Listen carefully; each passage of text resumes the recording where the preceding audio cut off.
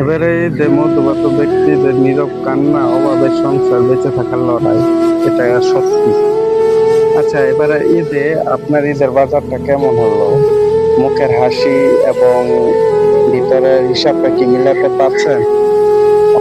বর্তমানের বাজারের পরিস্থিতির কথা বললে, যেভাবে দাম বাড়ছে, সাধারণ মানুষ আয় কি বাড়ছে বলতে পারবেন কেউ?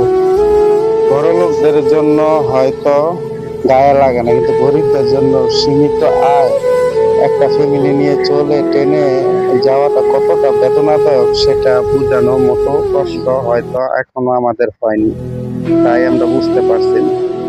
আপনি হয়তো প্রবাস থেকে দেশে ভাই বোনদের জন্য কষ্ট দেখেন, সে কষ্ট অনুভূতি কথা বলা। প্রবাসী দিন রাত খেটে দেশে টাকা পাঠানোর জন্য বাংলাদেশে সে টাকার মান